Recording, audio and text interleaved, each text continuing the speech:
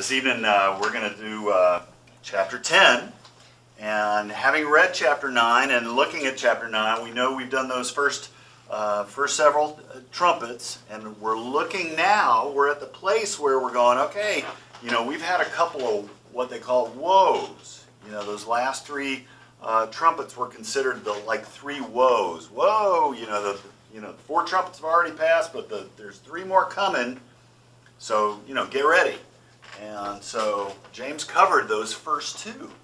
And so we know that we're right at that edge of that last trumpet. And of course that last trumpet is the seven bowls. So we've got this situation where, okay, coming into chapter 10, you've had those six trumpets. And two of them are woes, and it's like, wait a minute, the third one is yet to come. We know what that is based on what we know about Revelation. But I just want you to think back with me through the progression of events up to this point. We talked about chapter 1 being an introduction of the king with Jesus, chapters 2 and 3, the king writing to his citizens, the love letter, so to speak. And then chapter 4, the beginning of like, okay, here's what's going to happen after these things. And so that's the introduction of the tribulation in general, that 7-year period. So we've had that, and we've also had the seals after we had the pep rally in chapters 4 and 5.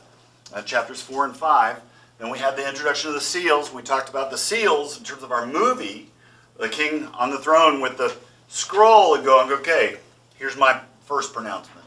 Here's my second pronouncement, right? And we talked about that moving forward. If you're thinking about the war, you've got the messengers who are going out ahead that happened during those first seals with the 4 horsemen. And then we move from there to the trumpets. And of course the trumpets are, not only have the messengers been sent out, but now what we've got going on is we've got the announcement of the arrival of the army to make war, right? And if you think about the medieval movies that you've seen, here we're getting ready to attack. So we've had those kinds of things leading us up to chapter 10. Chapter 10, with a lot of people, is this sort of problematic passage where they go, why is this here? But what I would like you to see tonight is that this chapter is perfectly placed. It is in exactly the right place, because what we've got is we've got all of those things leading up to that last trumpet. We know that the last trumpet is essentially the 7 bowls, which is going to be the outpouring of God's wrath. So what we've got now is we're going to have this scene that what we're going to see is sort of the building of tension in preparation for that last trumpet that's going to be blown in about the middle of chapter 11, I believe. All right? So chapter 10 is this kind of weird animal, and we're going to see that while there are some strange things, the more that we discover about it, the more we're going to go, wait a minute, this isn't exactly the right place. If we're talking about a chronology of events, that right now what we have is we kind of have this waiting point where we're building tension to get ready for the blowing of that 7th trumpet, which is the preparation of the rest of the tribulation and the Great Tribulation, where the wrath is outpoured during that last 3.5-year period. This is in a perfect spot. So let's take a look at it, and I think you'll agree with me as we look into it more deeply. First several verses. I saw still another mighty angel coming down from heaven, clothed with a cloud, and a rainbow was on his head. His face was like the sun, and his feet like pillars of fire. There are commentators and speakers who talk about this. They said this is probably Jesus. And you can see from pieces of it that you might be led to think something like the fact that this is Jesus. But if you think about what you've already read in Revelation, we know that there are 3 places where this term, mighty angel, is mentioned, right? So, that being said, this is the middle one. If you think about where we are in Revelation, that's appropriate. Number 2, what is an angel for? Well, another definition of angel is messenger. Why do we have a messenger? Messenger is to give a message. Guess what he does? He gives us a message. So there's no great reason for us to think that this is anything other than a mighty angel.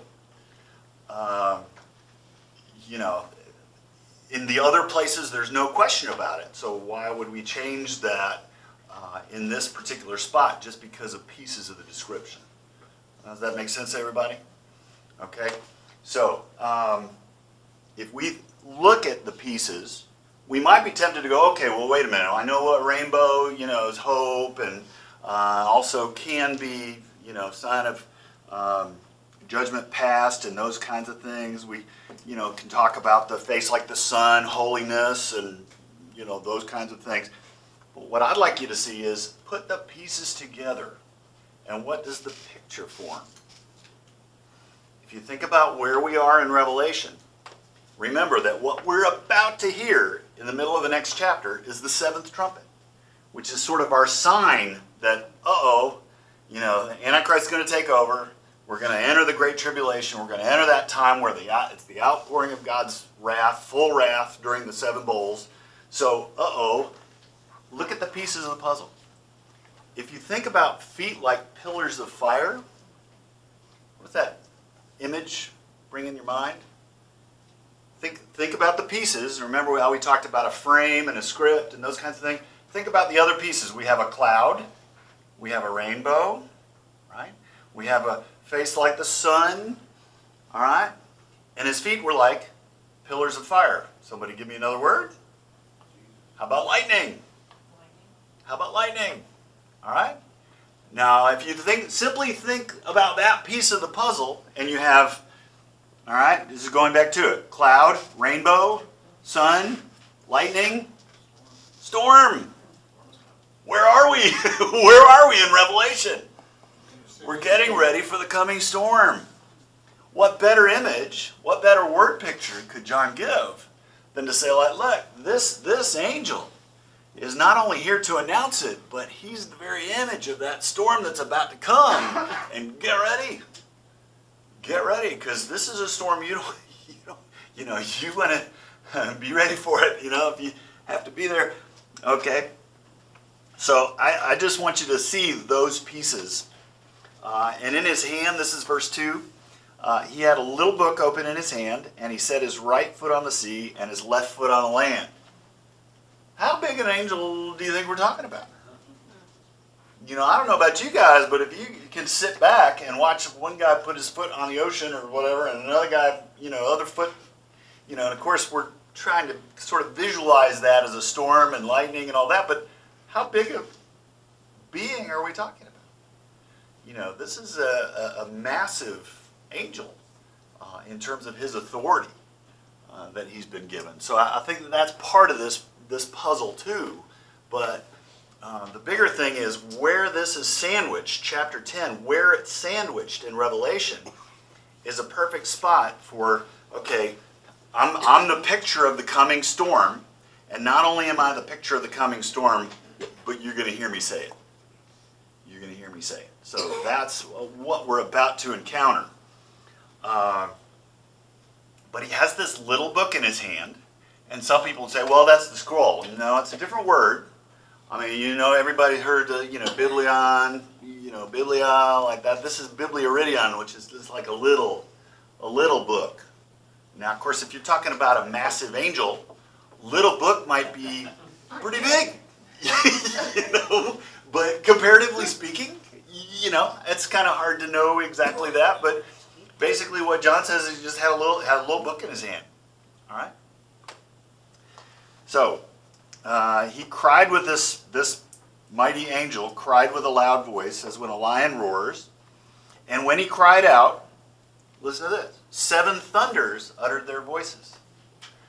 If you're thinking about a coming storm, from the earlier picture, what was the only missing piece?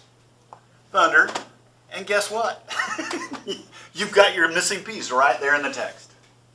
So you have this entire image of a coming storm painted through several verses. That's just amazing to me. I love this kind of imagery. But now the difference here, of course, is that these thunders uttered. They said something, and something that was intelligible. Because John says, when they uttered their voices, I was about to write it. In other words, I was about to write down what they said.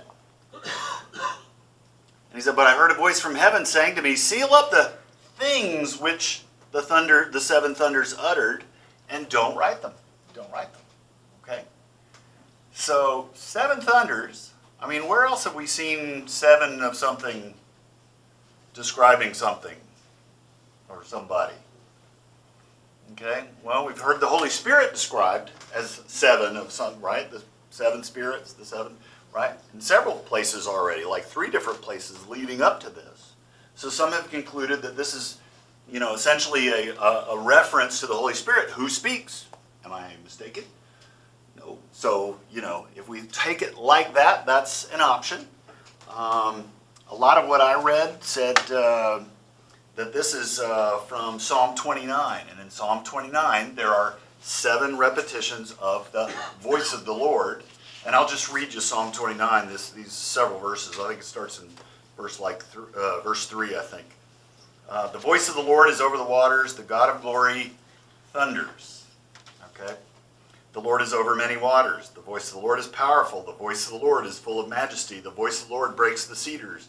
Yes, the Lord splinters the cedars of Lebanon. He makes them also skip like a calf. Lebanon and Syrian like a young wild ox. The voice of the Lord divides the flames of fire. The voice of the Lord shakes the wilderness. In verse 9, the voice of the Lord makes the deer give birth. And notice how he ends in verse 10, and this is Psalm 29. The Lord sat enthroned at the flood. Think about where we are in terms of the coming judgment. If what we're talking about is there's already been this series of judgments leading up to this, and we're just about to have the 7th trumpet blow. If this is an allusion to the Old Testament and to Psalm 29 that talks about the voice of the Lord and repeats it 7 times, exactly like he says here about the 7 thunders, look at how he concludes Psalm 29. The Lord sat enthroned at the flood, and the Lord sits as king forever. Forever. So there's this mention at the end of Psalm 29, immediately after repeating the voice of the Lord 7 times, to talk about a judgment. And here we are in the middle of Revelation, and we're talking about the preparation to blow the 7th trumpet and the coming judgments. And it mentions 7 thunders.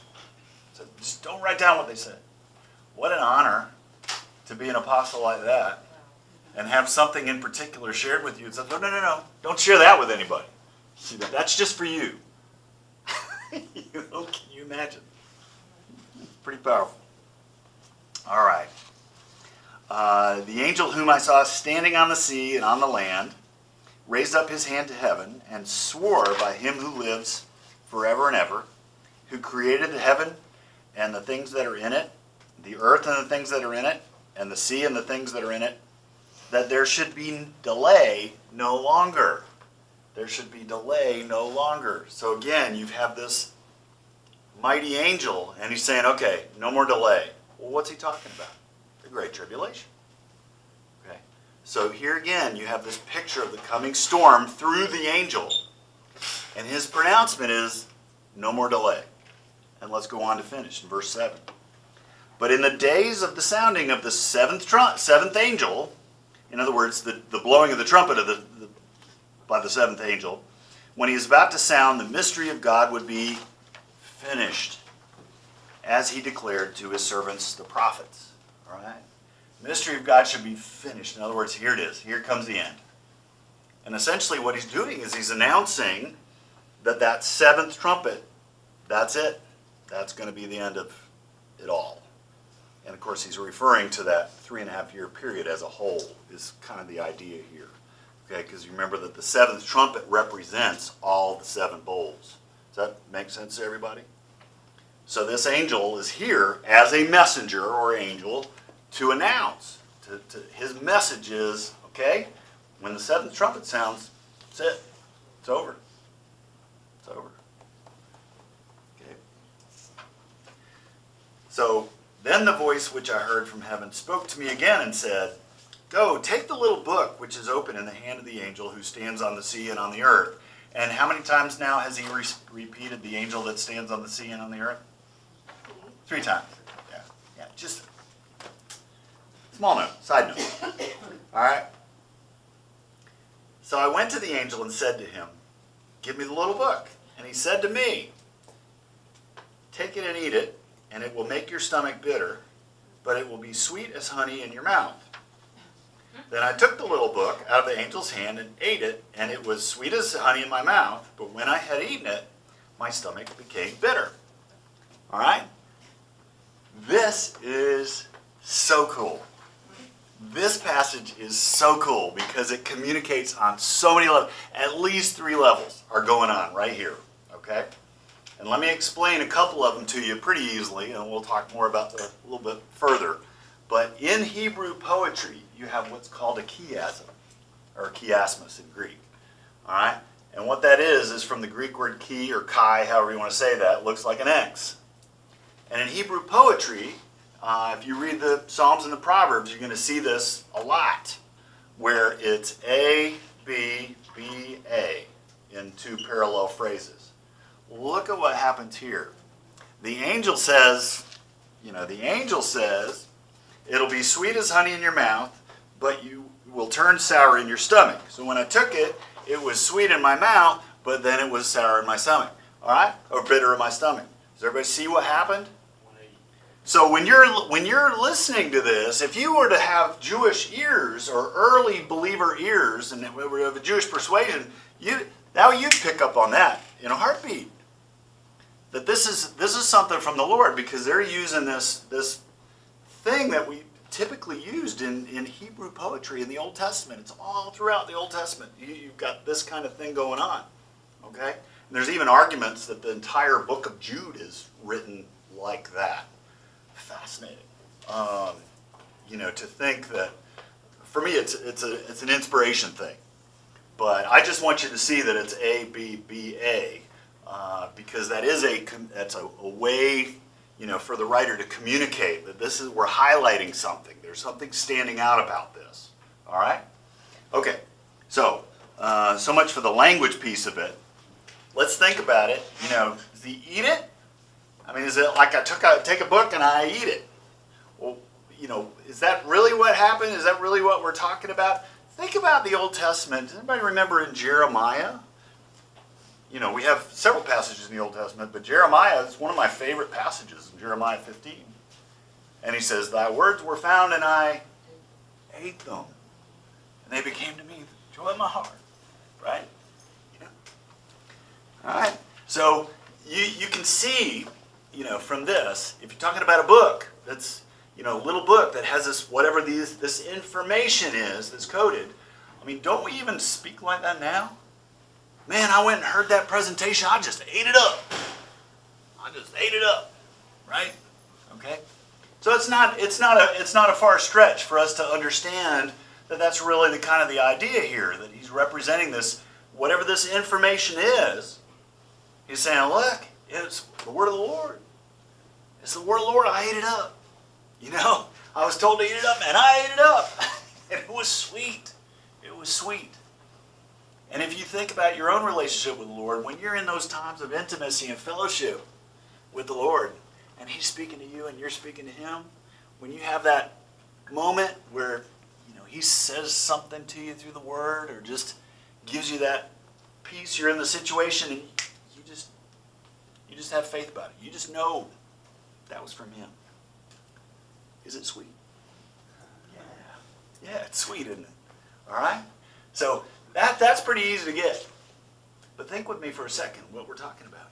We're talking about this angel that's right there in the middle of the tribulation, getting ready for the 7th trumpet. He himself is a representation of the coming storm. And his message is, when the 7th trumpet happens, it's all over. And then he says, take this information, digest it. And that way, it took me a while to digest that information, right? We talk like that. He says, digest it. But when you do, guess what? It's not going to go down good.